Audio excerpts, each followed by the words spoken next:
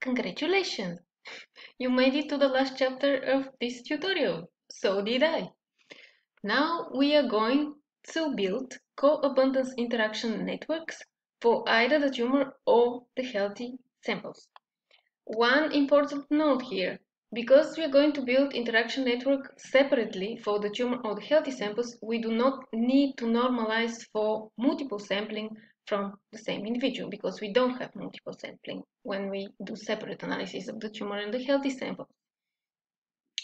Another important note, so we technically can use the input that we used to perform the analysis in Maslin in order to build interaction network, but because we are going to build interaction network separately for tumor or healthy, we will need to find a way to actually get the data only for the tumor and only for the healthy samples before we proceed with the analysis. So we will start with caustic CRC CPM, and we are going to use a function from the PhyloSeq package, which is called subset samples. And for the sub-level that we would like to get from the diagnosis variable, we specify tumor. So it means that we only want the tumor samples from our diagnosis variable, and we start with a PhyloSeq object here. We are going to also get a PhyloSeq object when we perform the subsetting. I will show you. And how many number of samples do you think we are going to get? So we should get just the number of samples that are labeled as tumor, and we already know that there are 86 samples, and this is exactly what the subset samples gave us as an output. We have all the elements of a PhyloSeq object, so OTU table, sample data, and tax table. We also have all the taxa, so 2,505. But this number is a bit high in order to attempt to build co-abundance network. So we are going to perform filtering of the taxa as well. We are going to filter out only the taxa that are present in at least 50% of the tumor samples or more. So this is how we do it. And we are going to use another function from the PhyloSeq package, which is called filter taxa. So we run all of these lines of code, and as a result of this double filtering, we get 86 samples, which are the tumor samples, and 70 taxa. So only 70 taxa were present in at least 50 or more than 50% of the samples.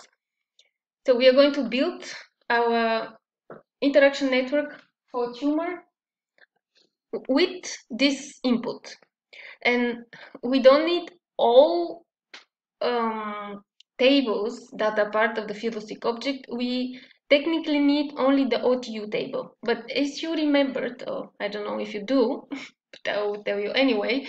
So the OTU table just contains the unique IDs of the OTUs, and it's not very informative. And similarly to what we did with the Maslin input, we are going to append to the unique IDs of each of the OTUs the species name and also the genus name where they are available. So we are going to refurbish some of the code that we used in the previous chapter.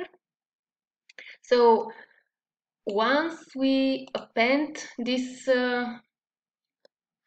genus and species names to the unique ID, so we're going to get the OTU table, but it's going to be oriented in exactly the same way that we used as an input for Maslin, and this orientation was inverted. So if you remembered, we had the taxa ID as row names and the sample IDs as column names.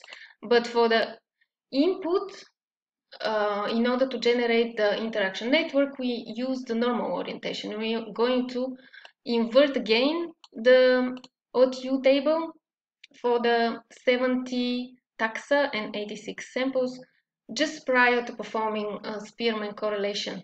So the Spearman correlation is the first step before we start to prepare our data to construct the interaction network, I have discussed each single line of this code in another YouTube tutorial that I have recently uploaded, where I'm showing how to build co-expression network based on gene expression data. So you can go and follow each single line in my explanation in this tutorial from build unweighted graph up to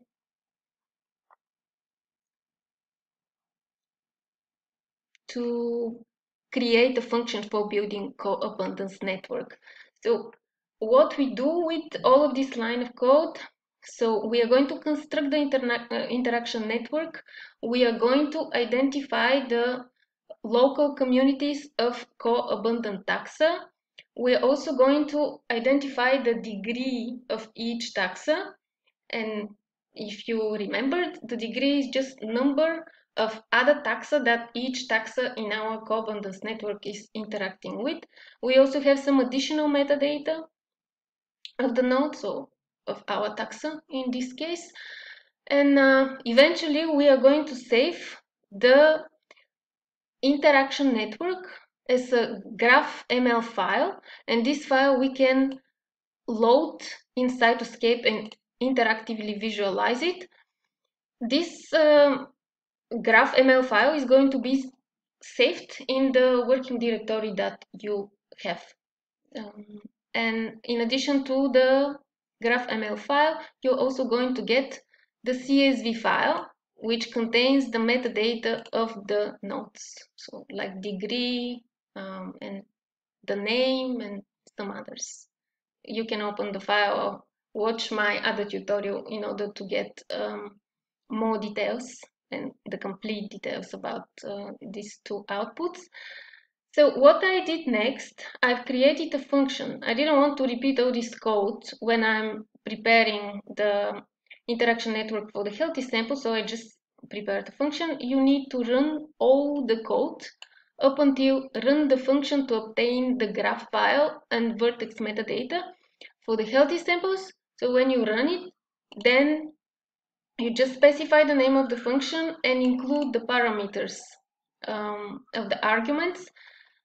So we have the caustic CRC CPM for the level in our diagnosis variable. Now we're going to specify the healthy. The name of the output and the number of the outputs are again two. We have the GraphML file and the CSV, but of course we'll need to distinguish them somehow from the tumor counterpart. So instead of T1, I call them H1.